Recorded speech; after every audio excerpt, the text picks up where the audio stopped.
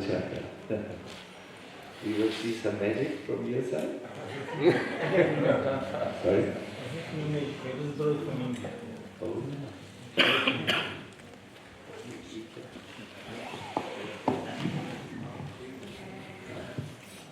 Once again, I would like to start today with an introduction to my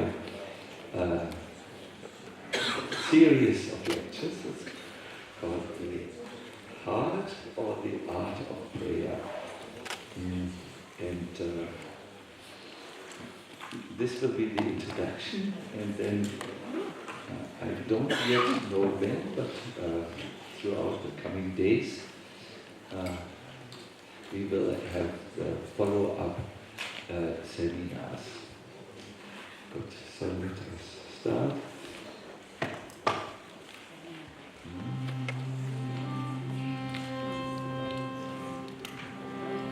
Vedayatha Madhava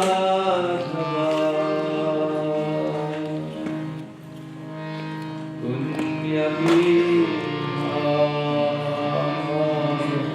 Vidayatha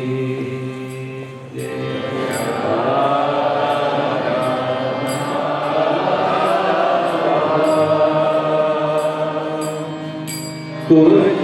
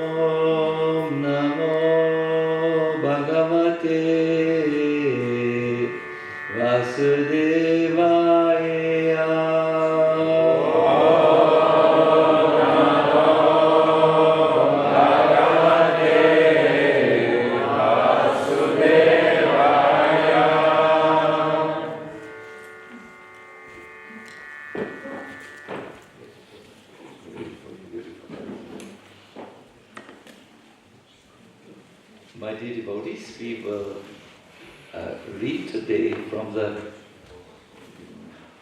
Bhagavatam, the 8th canto,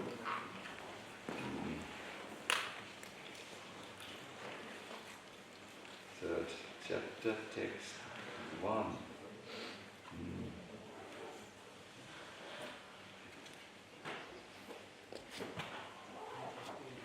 In this text you will find a very, very important principle that holds true for all prayers and interestingly also for all japa chanting, repeated chanting of the Lord's name.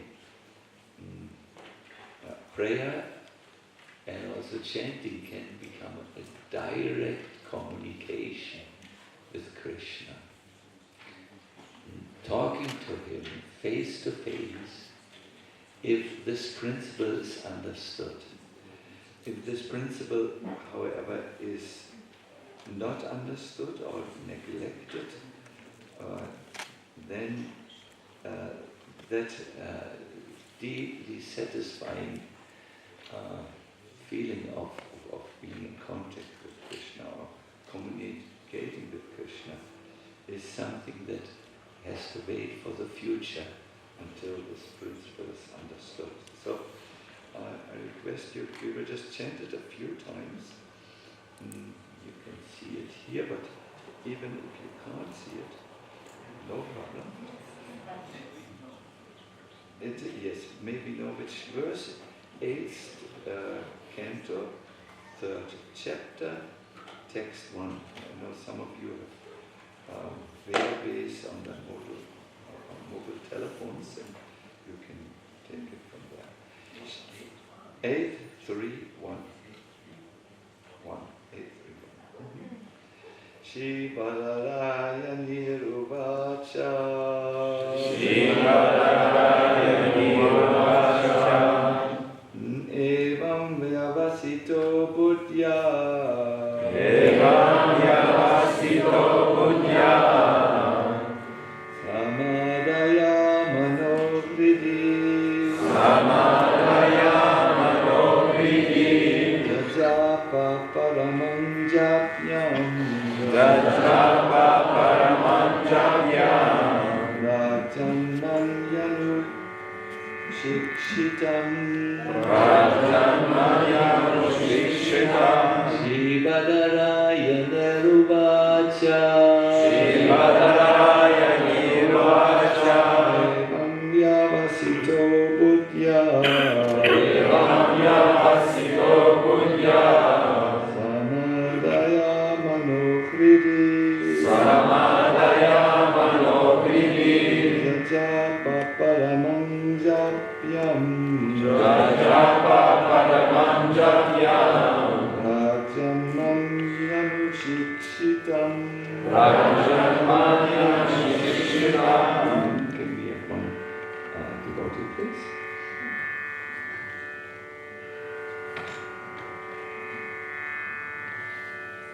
No? Is it? Okay. Shrivadaraya Niruvacha. Shrivadaraya Niruvacha. Evam Vyavasito Buddhya. Samadaya Manovridi. Jajapa Paramam Japyam.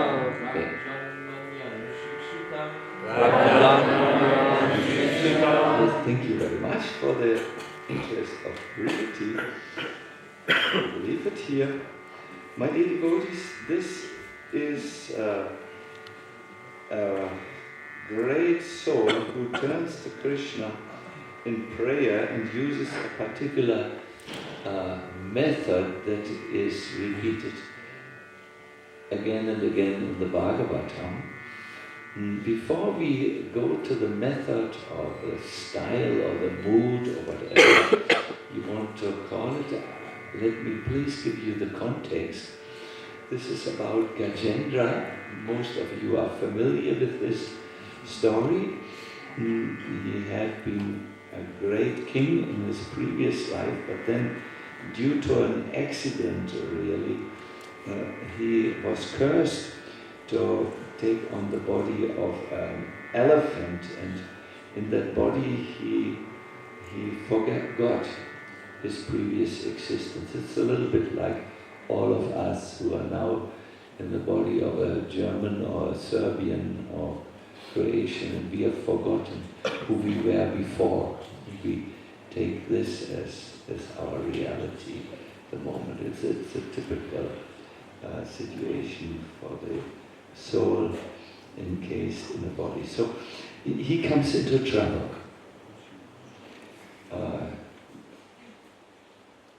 As an elephant, surrounded by his tribe, he goes to take a bath in a beautiful, blessed lake, and it is attacked there by a monstrous crocodile, and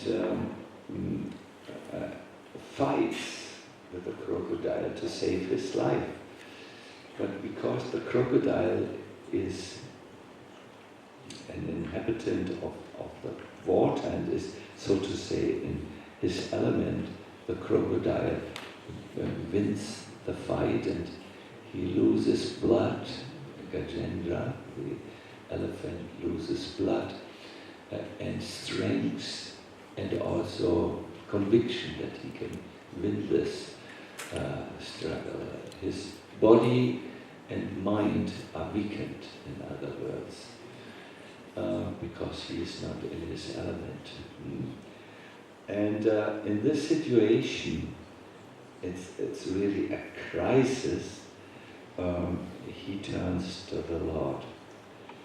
Unfortunately, we as conditioned souls mostly turn in prayer to the Lord when we are in a crisis. Before that, it is difficult for us because we are so identified with our body and mind. But when this collapses, so to say, in a crisis, our good name, for instance, or our health, if that begins to collapse, it's easiest for us to access a deeper level of existence. There is, however, another way, the positive way, that makes it possible. What is the mood or the consciousness in which one can always chant? Do you remember?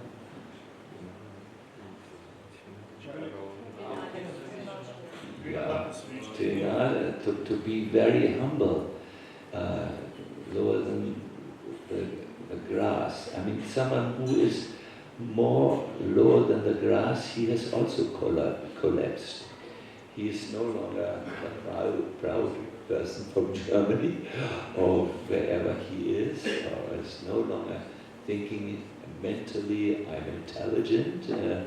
If he is feeling daimyam, a feeling of wretchedness, that's how it turns, or lowliness, existential lowliness, he has also collapsed.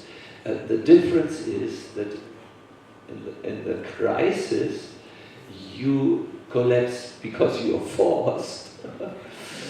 And when you choose to cultivate humility in body, mind, and words, it's your own voluntary situation.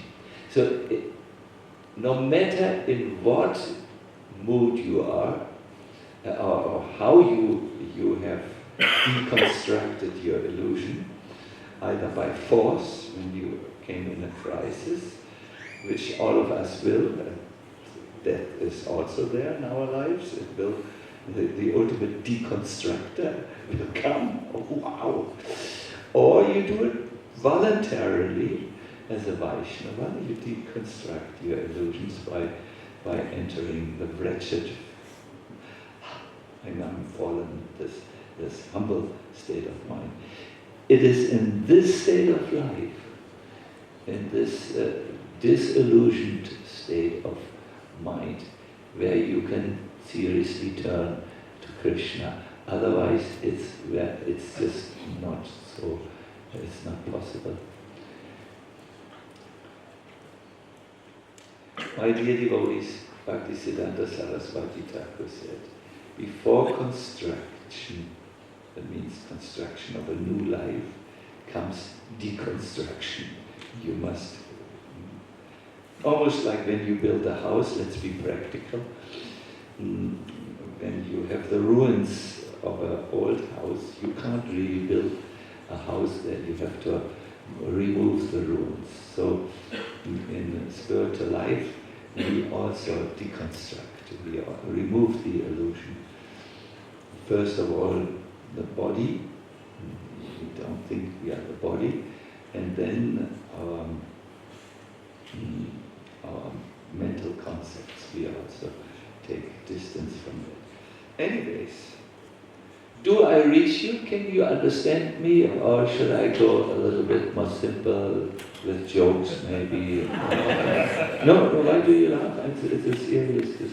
You can follow what I say. Yes. I'm not so good in English, and my thought is maybe not so clear. So, this humility or existential crisis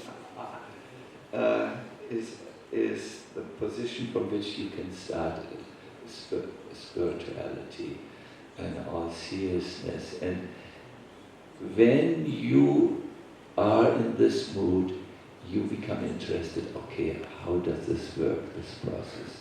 How can I chant? How can I pray? And I admit my lecture is not for everyone in the Hare Krishna movement. It's we are quickly turning into a religion and leaving our spiritual roots. But I nevertheless I think I will reach a lot of you because you have come for spiritual life and for deepening your spiritual practice. So let us now understand, what did Gajendra do? He could understand, if I don't turn to Krishna, then I'm lost. I can't solve this on my own. So Shukadev Goswami explains. Thereafter, after he was attacked, the king of the elephants, Gajendra, fixed his mind in his heart with perfect intelligence and chanted a mantra which he had learned in his previous birth as Indradyumna, in which he remembered by the grace of Krishna.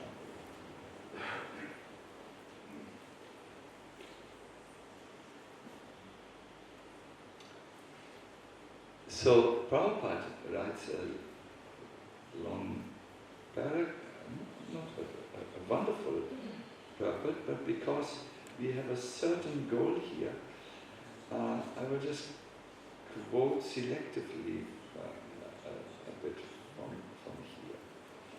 It is imperative means it's a must, therefore, that all devotees in Krishna consciousness practice chanting some mantra. It must be practiced. No? Practice makes perfect. In the beginning it is one thing, but after you've practiced, it's another thing. Certainly one should chant the Hare Krishna mantra, which is the Maha Mantra or great mantra. And also one should practice chanting Chintamani Prakara Sattvasu or the Nishina Stotra. Please say with me. Ito Nishinha. Yes. We can say it all together immediately. Ito Nishinha. Parato Nishinha. Yato Yato Yami. should practice. Practice means you're trying, you're learning how to improve it. Every devotee should practice in order to chant some mantra perfectly, so that even though he may be imperfect in spiritual consciousness in this life, in his next life, he will not forget Krishna consciousness, even if he becomes an animal. It's possible that devotees in the Hare Krishna movement will take also a non-human form, apparently. So here is a practice. How to practice? The Sanskrit word is samadaya manohriti. The mind is drawn into the heart. Let me read this. Samadaya for concentration, manaha, the mind, hriti, in the consciousness or in the heart. No? This is how you practice it. This is, when I first read this, it was in the first canto. Then I read it consciously when Prahlad Maharaj prayed. There it's also said he took his mind and fixed it in his heart. And then I revisited this. Then I read it in the 8th canto. And I could not understand what the Bhagavatam was talking about. How to bring the mind and the heart? What is this? Bring the mind? Can I bring my mind anywhere? Think of things. What does this mean to bring the mind and the heart? My dear devotees, please, for simplicity, let us make it easy. You can chant or say something by only using your vocal cords, by making a sound, mechanic sound vibration. That happens very often when we are chanting. We are repeating the mantra in a somewhat mechanical way, and our vocal cords are active, our counting of japa is active. Now the second level is when you engage the mind.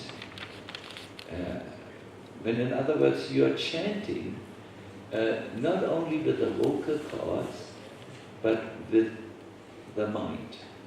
The mind is there, it is fixed, it is concentrated, it is repeatedly going back to the sound vibration, and it is done with concentration.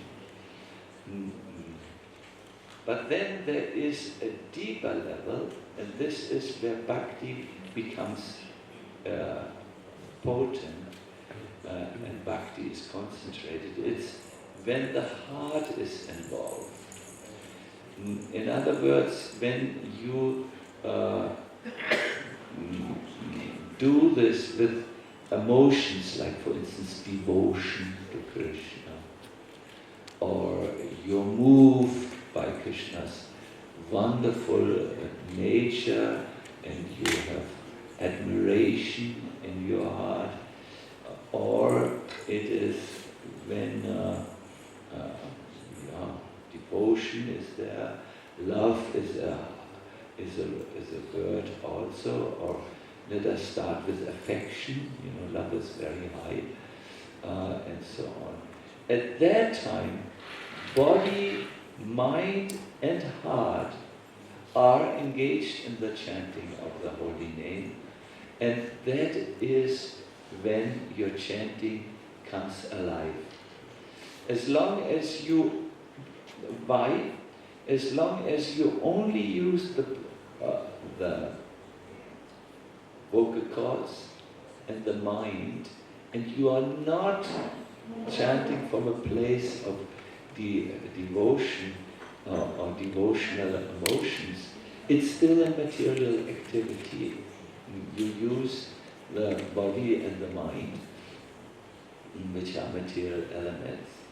It's at the moment when you sincerely turn to Krishna that the holy name becomes manifested.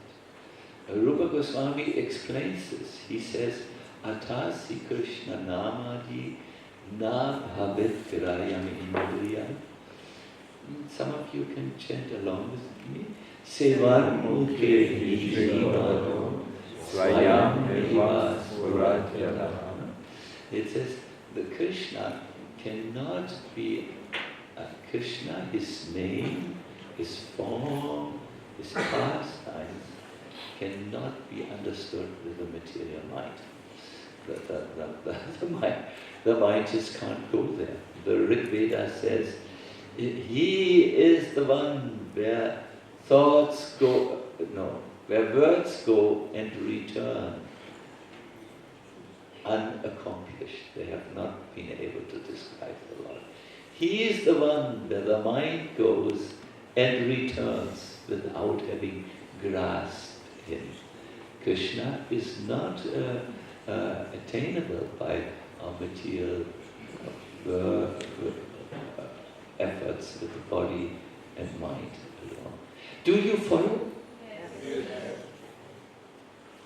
Yes. It's almost like, let me give you an example. If I want to catch the air, or let us say catch with my hand the words, and then throw the words to you with my hand. It doesn't work like this. I can't grasp sound vibration with the hand. So Krishna, his holy name, is so of a different category altogether. The body and mind can't reach him. It's only devotion which can get to him, and that is situated in the heart. Bhakti can reach Krishna. Bhakti can conquer Krishna's heart. Bhakti, in fact, is stronger than Krishna, says the Matara Shruti. It's bhakti which is required. Krishna can, what is the verse in the Gita?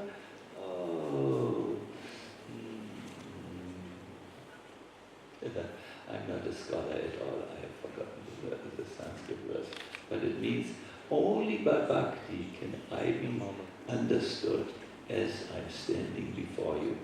Do you remember? Bhakti man abhijanati. You are all the real people. Yes, bhakti. So that is by bhakti. Otherwise, it's not possible. I always make a joke. Let's have some jokes here. It may not be a hilarious joke, but it's a philosophical joke. No? So imagine to have an the way they have Arctics in India, they have now the Arctic machines. Have you seen Arctic machines? They really, I would love to make a video and show it in the best.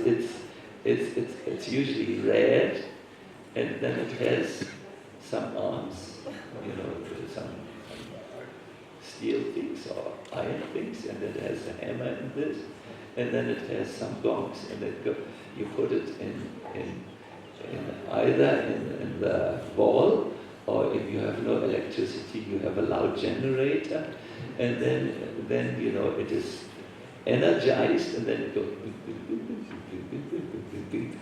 and no one is there before the deity. The Arctic machine does the Arctic. Is that bhakti? That there is no consciousness in the machine, And Krishna wants this. Therefore, Srila Rupa Goswami and the commentators make the point. Bhakti always has to have two aspects to it. One is the effort that you do with the body, the mind,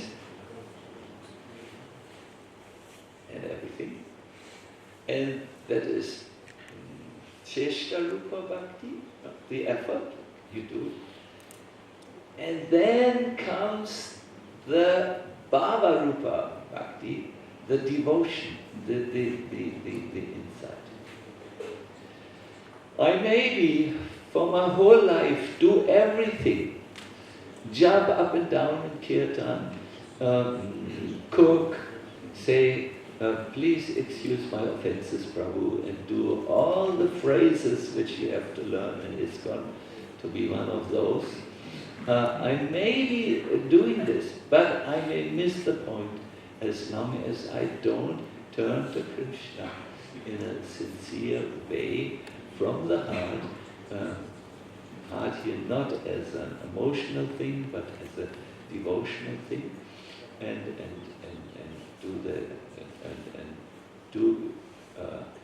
serve Krishna.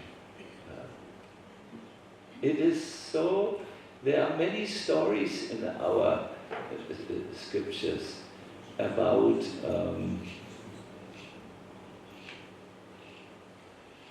devotees who do things externally.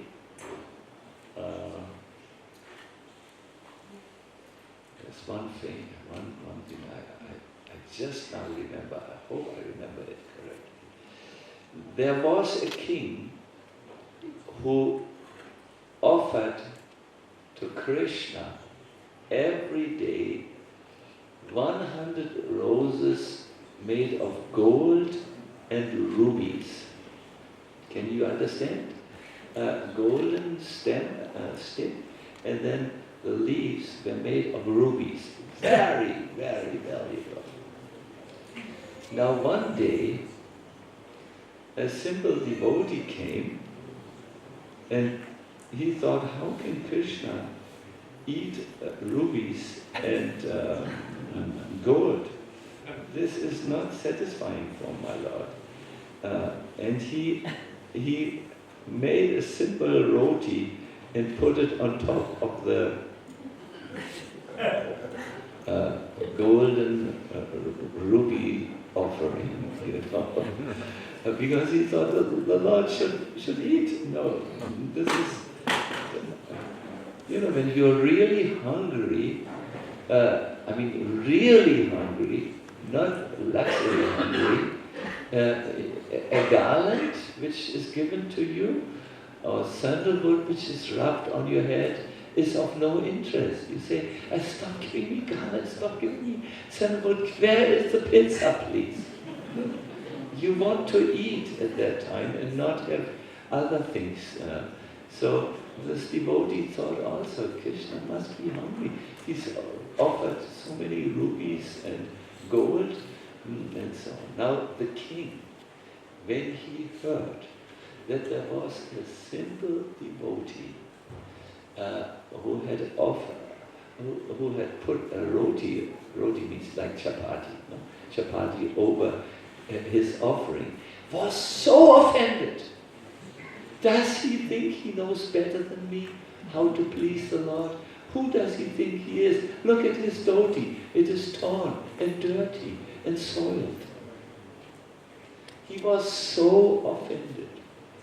And he went to the devotee and he said, you, and he said something which, there are many words in Serbian for this, and in German and in English, we don't have a dearth of these words in our languages. You this and that, what have you done?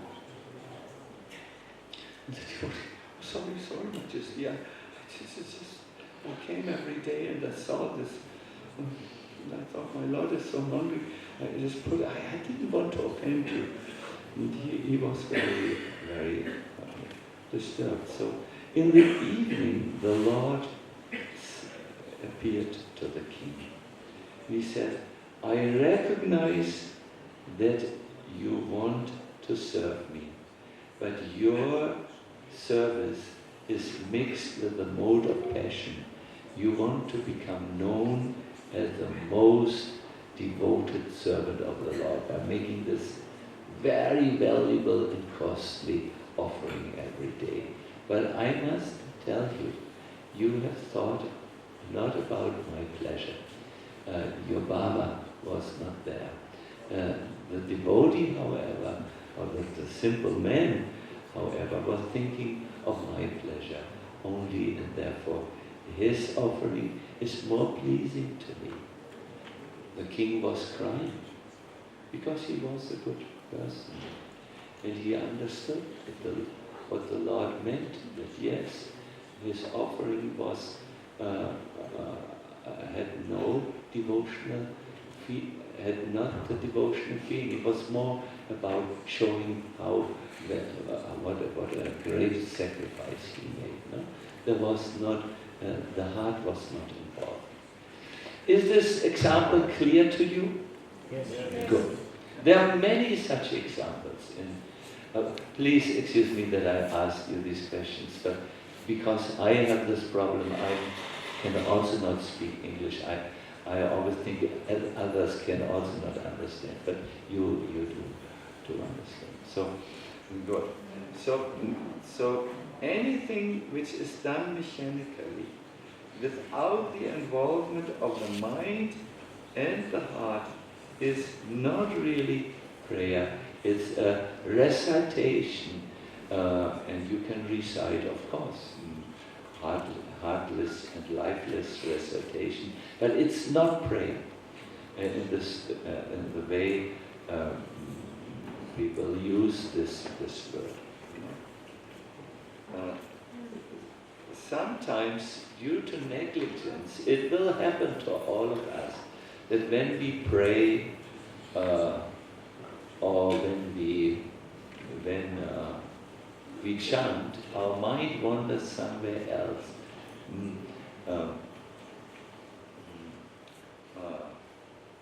And at that time, our mind might understand.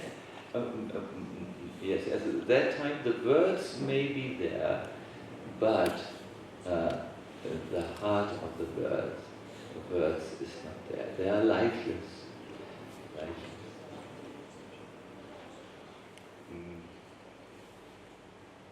For instance, I must tell you, when I went on Braj Mandal Parikram, I went altogether 4 times, and I can only recommend every one of you to do this circumambulation of the greater area of Braj Mandala, where Krishna performs his pastime. So Keshava Maharaj did it last year.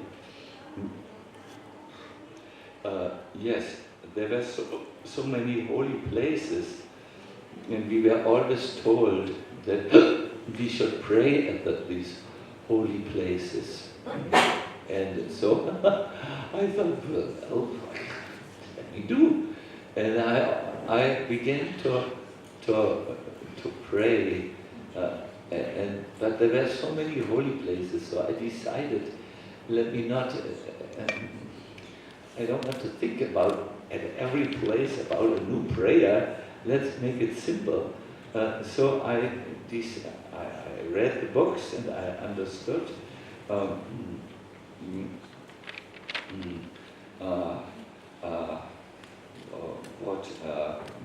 what the best prayer is.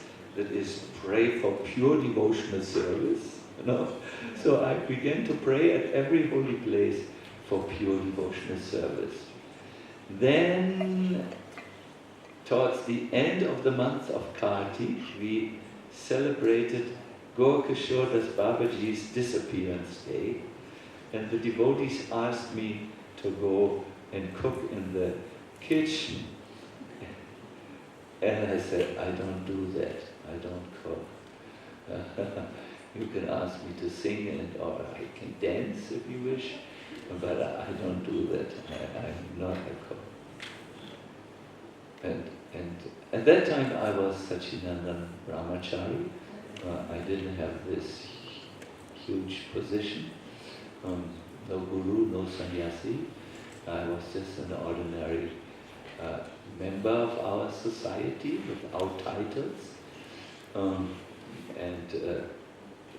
The devotee said, but we really have a short of cooks, and we need to make this offering to Gopishwatas Babaji. But I said, Prabhu, I'm a preacher. I'm a frontline preacher.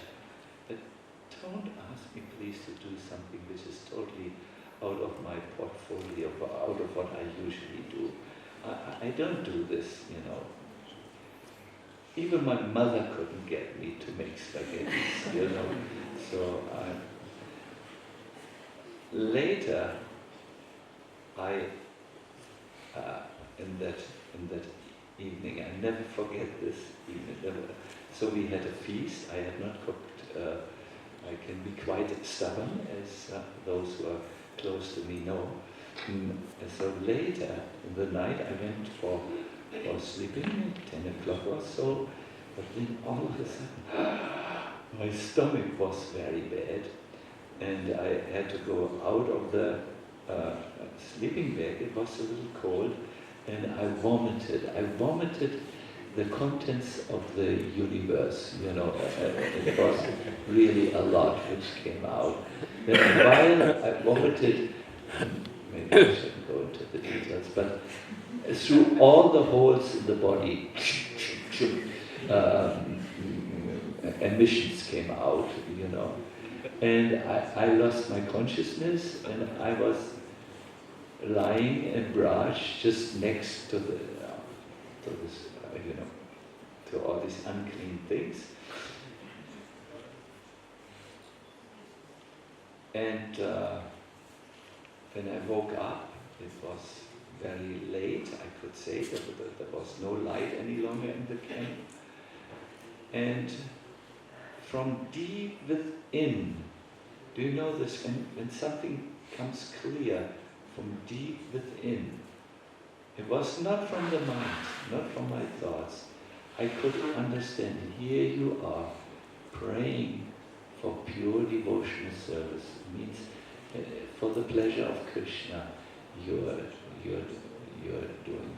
But you're still so much in the center of everything you do. I can only vomit when I think of you, Sacinandana Brahmachari. I could feel that so strongly. I felt from a deeper place. I don't think it was from the self-realized soul. It was just from a more serious place in me. I could just feel that a voice rising, which severely criticized myself. And then I was very humble. I remember the next day I drank a lot of electrolytes. That's the trick when you lose everything, that brings strength back. And I wanted to go in the kitchen, but I was still too tipsy. But then the day after I became the kitchen boy. Because I did understand. I had prayed with my vocal cords. I had prayed, but not with understanding and not with the heart. And therefore, when the time came, when I was called to do service, it was not possible for me because I was a prisoner of my ego, my own concepts of who I am and what I do, what I don't do. So my dear devotees, prayer is something where you should go into a progression. You start with the words, and at that time prayer is self-willed, if you so want. You want to do it, you read it. Then you chant it with your mind, and you understand it, and finally you go to your heart and you mean it. So it's almost like walking through rooms. Now I know this sounds terribly theoretic, and I want to make it a little practical for you. There is a prayer which I personally think will give joy to your heart when you hear it. It's from Bhaktivinoda Thakur. It's called an entreaty. Do you know the meaning of entreaty? I'm not so sure that I even know. It is Krishna Chaitanya Maharaj. You are learned. Entreaty, what does it? It means like a request or something, isn't it? A very strong request. So the prayer is like this. O mind, how will you ultimately take shelter at the lotus feet of Sri Radha Krishna? Having had the desire to take shelter of those lotus feet since time immemorial, this wretched servant simply is waiting. So this was the first level of prayer. I just recited it. I was absent-minded. I didn't concentrate. Now let me go from this room into another room and chant it for you with the mind involved. Well, please try to listen to the difference. O mind, how will you ultimately take shelter at the lotus feet of Sri Radha Krishna? Having had the desire to take shelter of those lotus feet since time immemorial, this wretched servant simply is waiting. Okay, I try to concentrate and understand it. Now I will chant it from a deeper place and insight. Now what I need to do is, I need to somehow bring my mind to a devotional place. I need to fix my mind in my heart. This is, this gets difficult. This is not, I don't know if I can do it when you look at me, but I will try. Will you examine me carefully? No, yes. Oh Maharaj, it's so boring. Will you, please? Oh mind, how will you ultimately take shelter at the lotus feet of Krishna? I've had this desire to take shelter of those lotus feet since time immemorial, so long. But up till this moment, it doesn't work. I'm simply waiting and waiting.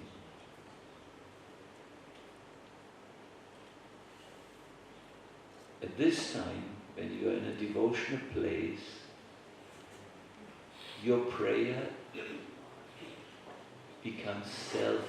may become self-impelled. You are in the mood, oh, I'm simply waiting. Days go by, hours go by, but I'm simply waiting with an empty heart. I can see that my life is becoming less. I am already 71 years old. The end game is before me. Perhaps I have 10 more years until I turn into dementia.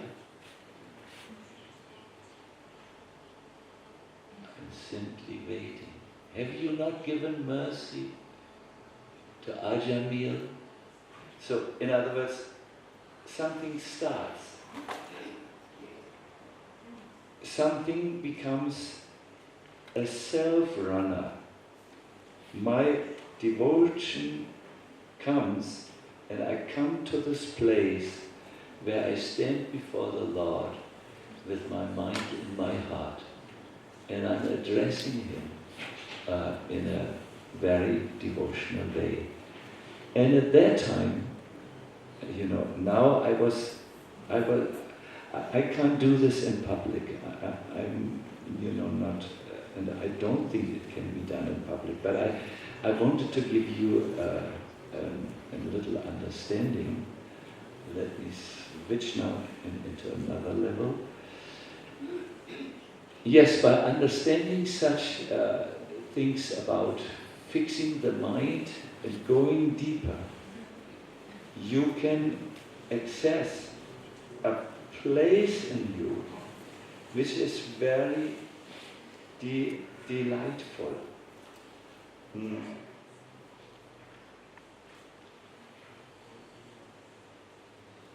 Once Prabhupada met a Christian priest called Gary Davis.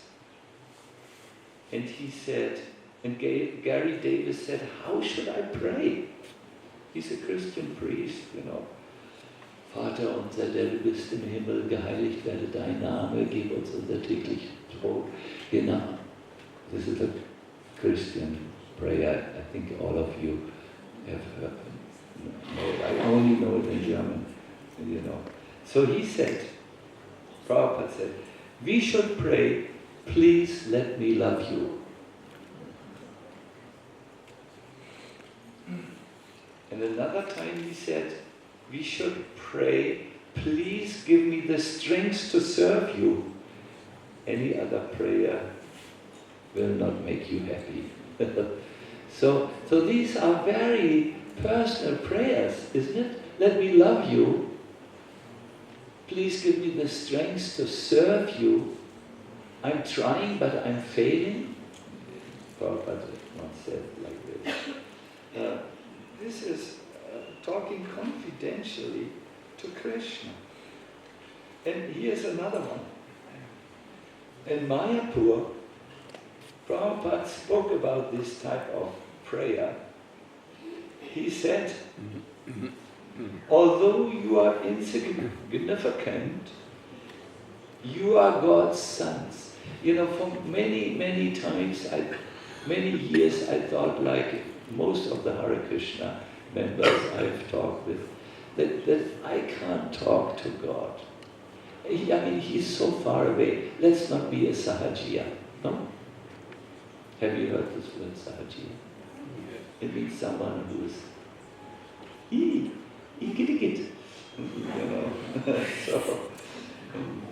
but Prabhupada here says something else. The thing is, if you never think you can pray to Krishna, you're most probably right. But because you have this in your mind. But if you think, let me just try, then you will be able to address Krishna. You are also right. Although you are insignificant, Prabhupada says, you are God's sons. So he likes to talk to his sons or daughters. No? Just like a small child. Everyone knows that he cannot talk, the child. Still the father tries to make him talk, to enjoy. So this Mayapur Chandrodaya temple is teaching all these fools and rascals how to talk to God. That is our mission. We have many other missions also, but this is one of our missions, to teach us how to talk to God. And I think this idea of chanting from the heart is, or praying for the heart is possible. Now, my dear devotees, this is a science which is very difficult to learn. When you want to learn bhakti, where do you go? Do you go to the book? You go to devotees. There's a saying, when I want to have honey, I don't go, for instance, lotus honey. I don't go to the lotus flowers, because how can I bring the honey out of the lotus flowers? Where I will go is, I go to the honeybees, who have their hive just nearby, and steal the honey there. In the same way, if I want bhakti, I can't go directly to Krishna. I have to go to the bhaktas, to the real devotees of Krishna. And because this art of prayer, or heart of prayer, is just so deep, we will hear in the coming days from Kunti Devi about how she prays. And we will we will summarize her prayers in 3 simple steps how we can pray. Is this a good program? Yes. But because I don't want to leave you on a limbo, I want to do with you the prayer you are most used to, the Hare Krishna mantra, and I will try my best to bring you to a deeper level as you chant. Are you willing to make an experiment? Yes. Good. Why do you want to do this? To get a feeling of this, no? So, please sit straight.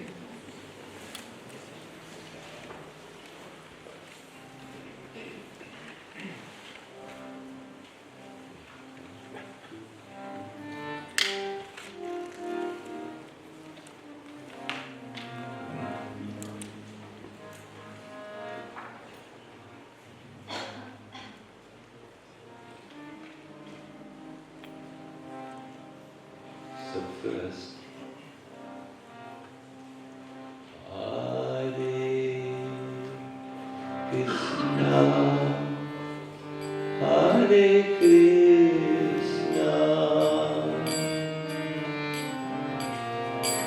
Krishna Krishna, Hare Hare,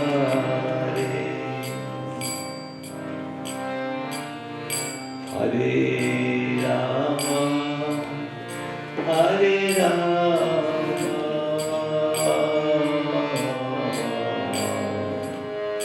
Rama Rama, Hare Hare,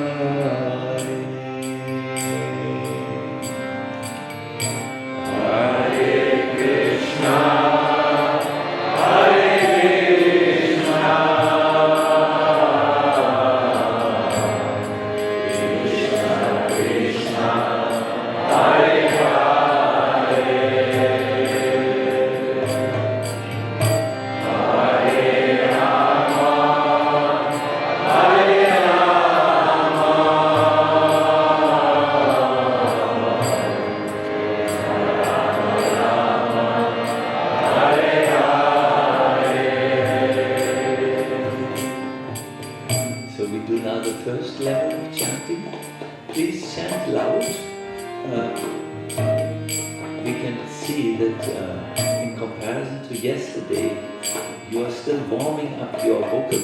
That's all right, but try to sing louder and then it will be your chanting on the physical level. We will go to a few more steps, please. First, let's go to the first step, the body. Chant now. Hare Krishna.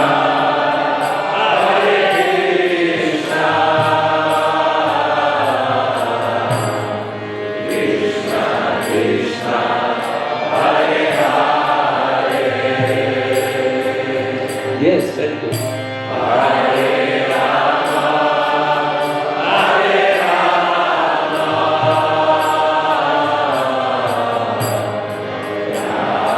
Rama, Hare Hare. We go now to the next level, the mind. That means as we sing, we focus the mind on each single name. It will be easy because we chant still quite slowly. So you try to be just fully present with each name.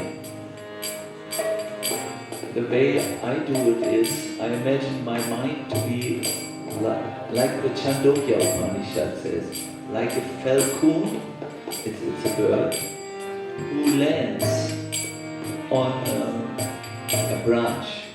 So in the same way, I let my mind be present and land, so to say, on each of the mantras. This is a Chandogya Upanishad. It really works. Please, full focus now.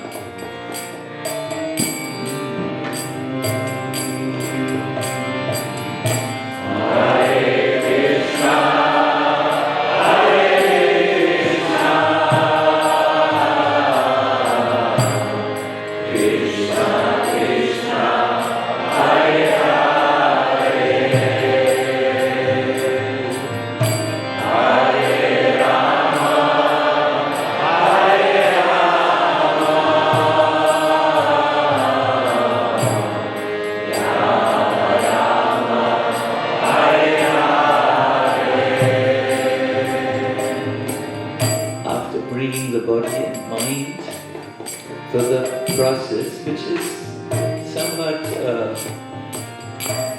still the beginning stage. It's not yet bhakti. We want to bring our devotion to it. Please think of Krishna the way you think of him normally. Maybe you have a deity of the Lord, or you can also think of Gonitai. Bring the deity into your mind's eye. You could, for instance, see yourself standing before Radha Sundar, or the deities, or a picture, or maybe you come from the Orthodox Christian background and you have not yet a clear Vaishnava understanding, then your other understanding from before is good. And then you sing to him. We will go up a little bit.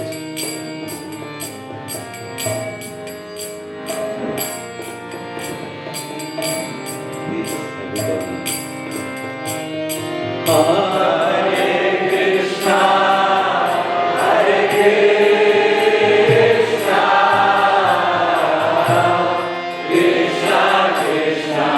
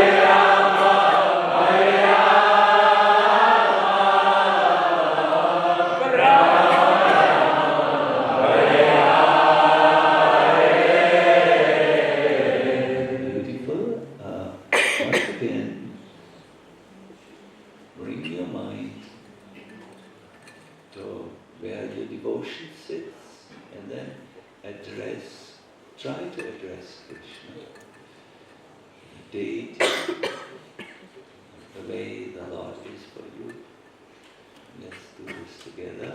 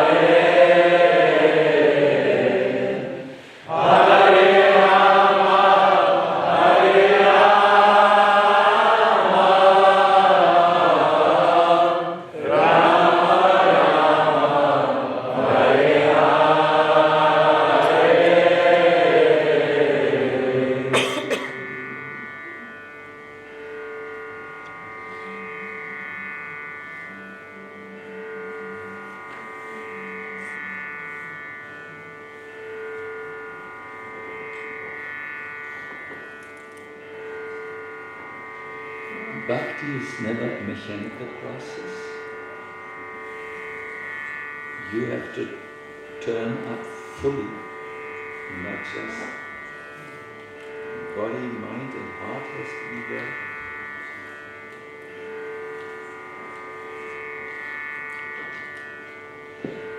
Some say it has to start with the heart. Just like when someone is in love, it shows that he blushes and he stutters. Or let us have another emotion which is more common for us. When we are angry, our forehead becomes compressed. There's a fold here. We may start to stare and become rigid. It is very difficult to do, to be angry if it's not in the heart, if you're not really upset inside. So bhakti also, yes, it manifests outside by activities, but if it's a real thing, if it's not some words, it must be in the heart, it must start there. Devotional perfection is very difficult to attain.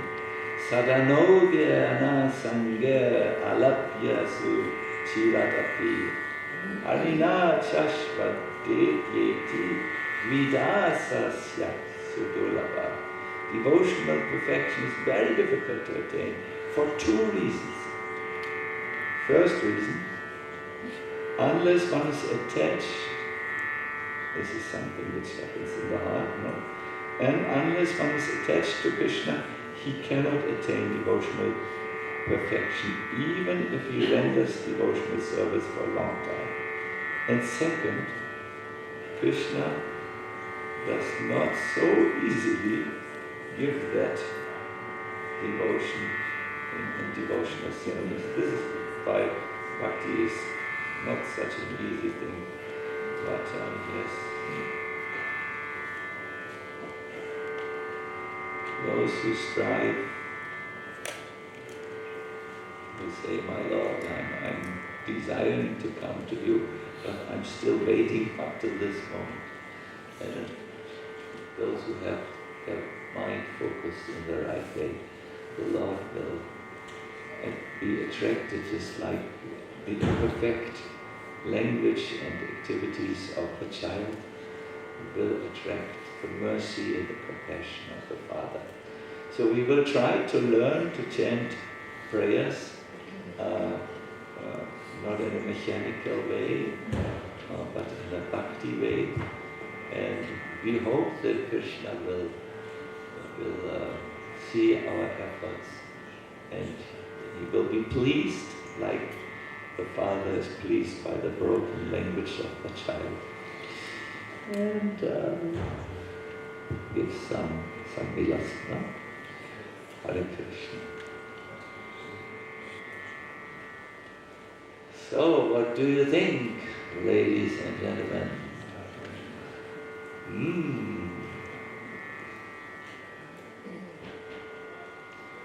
Could you understand what I was trying to say? We forget everything which we will do as normal. We are overloaded with information. Just remember this one thing.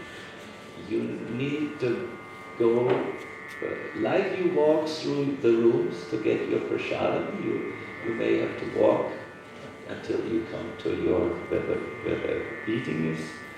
So you have to walk through the body, the mind, and then get to the heart and stand in that devotional place. You can try this during the summer camp because there will be good impetuses, devotees will speak about Krishna consciousness, we will chant, we will also have unpleasant experiences, perhaps we will quarrel, some of us, and afterwards, but we feel, oh no, I quarreled even on the summer camp, why am I so much? And we will feel wretched and humble after that, and maybe then return to the Lord. No? Please help me. But the main thing is, try to return to the Lord when you do these things. Cheshta Rupa Bhakti, Bhava Rupa Bhakti. Jiva Goswami says it's really one, there are not two. And the example is given of a chickpea. It has two halves, but they are joined together. It's one chickpea. So in the same way, the things, our activities should be imbued, pervaded, penetrated by devotion.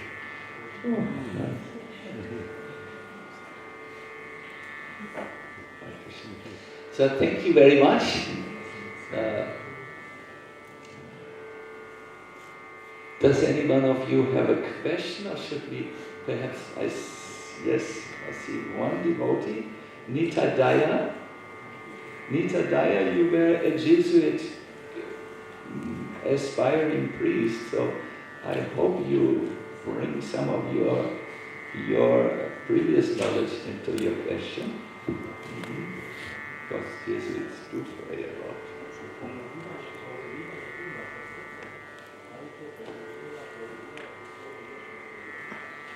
Connection of the mind with our heart. Does it mean connection of the mind with our eternal nature?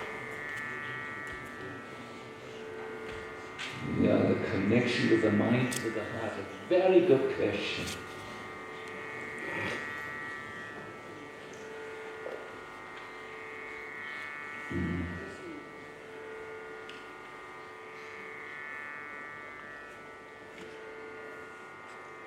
See, Nitai Daya, Bhakti is not just a nice feeling.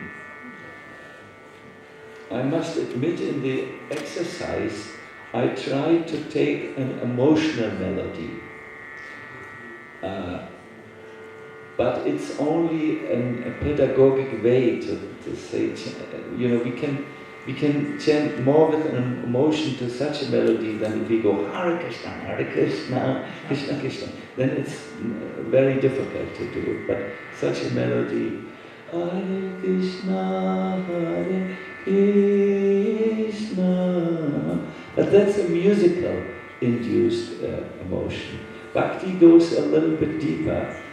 And the way, when you want to bring your mind into the heart, you will have to interact with Krishna in some way, not just focus. For instance, you can look at the deity while you chant, or bring the form of the deity in your mind. Somehow, when you want to bring your mind to the heart, to the devotional heart, and contact a real devotional feeling, and not just a nice emotion. Then we go, Hare Krishna, and all the Matatis cry because it's so emotional.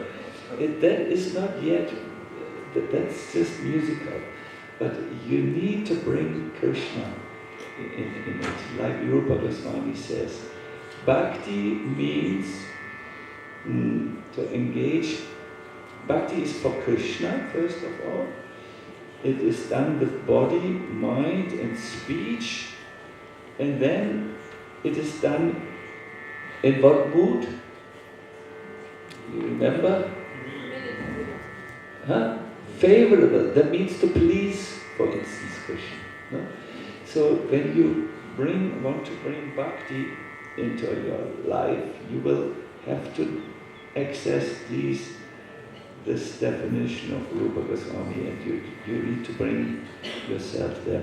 And because we only have at the moment the body and the mind is fully developed, it's still a lot of cheshta, a lot of effort. But then, when you bring that Krishna response, Nitadaya, I want to remind you of those moments which all of us have, these Krishna moments when we do japa. You know, we may sit down in the beginning and, it's so much work, we have to concentrate, we have to repeat the name and so on, and we may be hungry, or we may have so many things going on in our life, but we say to Krishna, okay, my Lord, I'm just showing up now. I'm showing up means I'm present. I'm doing this now. Let's do this, and then you think, let's do this right, and you try to focus on Krishna. You say, oh my God, this is an absolute Krishna empty japa. Maybe I should look at a photo of any deity, or maybe I should say some prayer from the acharyas, you know. I must bring some Krishna into this practice. And then after some time, bang, all of a sudden you are Hare Krishna, Hare Krishna, Krishna Krishna, Hare Hare, and you don't even look at the wristwatch. It seems it's no longer now, this is a challenge to the translator, it's no longer self-willed, it is self-impelled.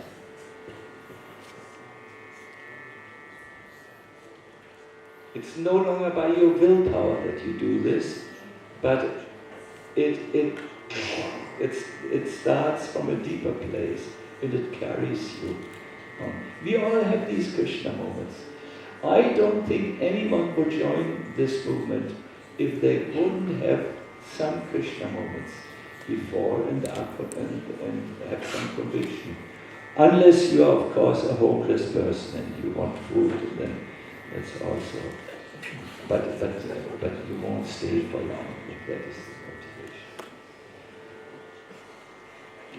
Thank you, Nitadaya. This was a wonderful question. I think I will let us end here because there are other seminars today.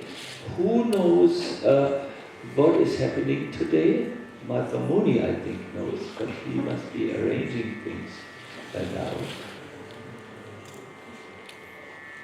Anyone knows? Something good will happen today.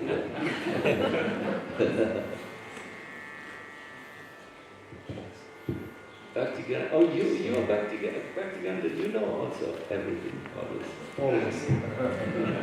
So I'm just a shadow of Madhva Muni Prabhu, but I'm used when Madhva Muni Prabhu is not around, so I will give my best, of course. And first, practical things I must say, two things.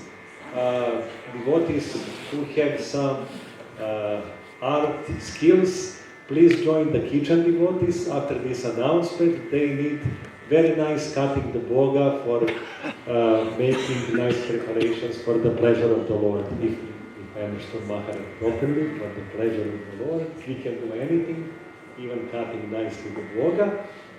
And second, very important announcement, Bhakti Neshala, can you just stand up? And please you come here that devotees can know you, because maybe not everyone know you yet. So Bhakti Neshala is, as Madhva Muni Prabhu told yesterday, is first expansions of Nityananda Kari. So you all know Nityananda Kari. Now please get to know Bhakti Neshala. She is now our registration office workman, and this is very responsible and very valuable service, so we want to thank her at the first place. And the second, please everyone come from 10 to 12 to the reception place. It's just on the left side out of the temple room, and bring your IDs or passports. Local devotees from Serbia should give IDs, and international devotees, if you have entered Serbia with ID, please bring your ID. If you get in with a passport, please bring your passport, because numbers are needed and everything for the registration form. And please take it seriously that we doesn't burn Bhakti Neshal at their first appearance and how we said service at this summer camp. Thank you, Hare Krishna. And as soon as Madhva Muni Prabhu appears, we will get the detailed information about the seminars which follows. And please, until this announcement arrives, please go to the kitchen if you can, at least 20 minutes. Everyone, if you go for 10 minutes, we will get Boga cut even maybe for tomorrow already, not only for today. Breakfast is there, no? Yes, breakfast, but we need to cut for the lunch. So as soon as we get 5 minutes, 10 minutes, 10 devotees, they can do miracles, for sure. And that department. And also I need the Bhaktabhima, is it here? Bhaktabhima. Okay, Madhuchanda Prabhu, please come. We have announcement for our kindergarten or Bhakti school. There are a lot of performances, as Krishna Kshetra Maharaj told yesterday, and he informed us that Srila Prabhupada often used that word. So we are trying to make our, how we say, Bhakti gathering for kids and for youth very, very alive, full of fun, full of, how we say, nice activities. So this year we will do the same. Bhaktabhima will lead this year. We are slowly transferring the service to him. He's very talented young man and very, how we say, wanting to work with the kids. And our Madhuchanda Prabhu will start today at 12 o'clock with first magician show. There will be many. There will be many, but that will be the first for welcoming the children. And since we have this year children also from Hungary, we arranged that Bhakta Benedict, još i tu negdje, ustani, molim te, ovo je Bhakta Benedict iz Budapešta i dobro nam došao. I zanimljivo je da je Benedikt studirao srpski jezik i književnost, tako da zlata nam vredi za ovu godinu. On će biti naš pomagač u vrtiću, prevodit će deci na mađarski. I htio sam samo da pitam da li imamo ruske dece ove godine, da vidimo da li još nekom treba prijevod. Ne, dobro. Onda Benedikt, vidimo se dole. Köszönöm szépen, kérkes barátom. Hare Krishna. Eto, toliko za sada. A na sreću pojavio se Madhva Muni Prabhu da dopuni ovo što je falilo. Bate, oproste, prije nego što mu da mikrofon. Da.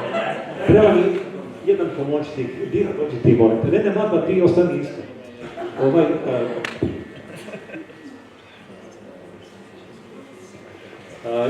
Juče je bio jedan jako važan dan u životima svih nas koji poznajemo našeg Madhva Munija i svih nas koji dolazimo ovdje na kamp, pošto on to tako ljubazno organizuje sa svojom porodicom godinu za godinom, deceniju za decenijom. I juče mu je bio rođendan.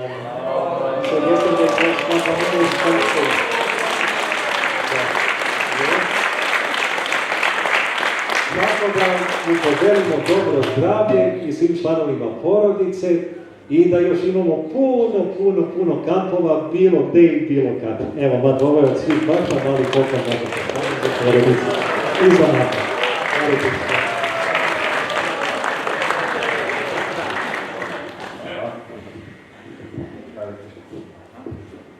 Taman sam mislio, neće se setiti niko, ali Bhakta Goran pravi plakat sa rasporedom seminara, ali za danas. Bhakta Goran is making schedule, it will be on the wall. Yeah, so in the dining room, I think, prasadam room. And but for today, we will have first after fasting breakfast. Today is the disappearance day of Srila Bhaktivinoda Thakur. But still, we prepare some prasadam for kids, for those who have to take something. And otherwise, this same breakfast you can get at 12, then lunch at 2. So just think about your moves regarding this. And yes, first seminar will be by Ananda Tirtha Maharaj at 10:30. Then at 12, there will be seminar of Krishna Kshetra Maharaj. 5 p.m. there will be seminar of Sacinandana Maharaj. And in the evening, we have Sacinandana Maharaj will have I think it is called the Lila Smaranam, or maybe I'm all the time. Yeah, something. The pastimes of Krishna. Pastimes of Krishna. And yes, and for tomorrow and other programs, we will put everything on the wall. We have to sometimes change because of some other things. And also, to remind you, on Friday at 4 p.m. we will have Kirtan Day. So if you have some friends who would like to visit and to experience the greatest Kirtan in Serbia, so it is like Friday from 4, I think, up to 10 in the evening or something. I think I said something else. Yes, about reception. Is it? Oh, that's it. And yes, some devotees approached me, like asked for the service. Actually, the most valuable service is to be that all of us feel like hosts of other devotees. So when you see something, just jump in, help in, like this. Kaš? Evening program.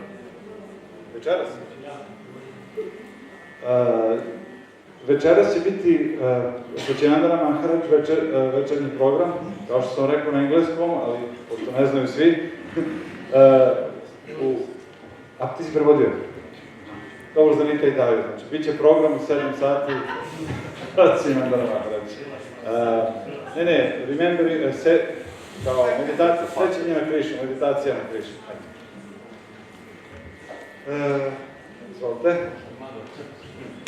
Svaki dej pomoć je imao za oltarom cvijeće, pa možeš reći na engleskom, ako se neko od vas može da neku donaciju, bilo koja donacija je došla do večera zbog 5 popodne. Okay, Bhakti Devi needs help for the flower decoration. Actually, it is a special task to find flowers in the 300 square meters of desert. So we have to go a little out of this area.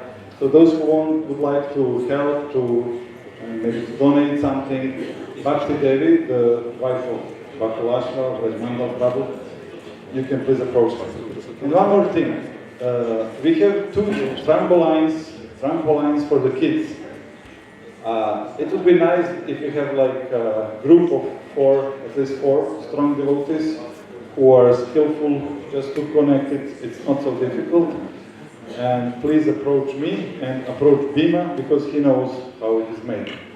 And this brings great joy to our kids to have nice samskaras. Yeah, my son Shriji, he asked me yesterday, like, is it ready? Is it ready? I said, no, it's not. When it will be? When? So, I mean, not because of him, but yeah, other kids also. Yeah, my experience is that it is used almost 24 hours a day. It's always someone is there. Yes, sometimes, like in 2019, I saw some Bhaktins were sleeping in the night. So they really like to spend night on the trampoline. Okay, have a nice day. And, Bhakti Grandpa.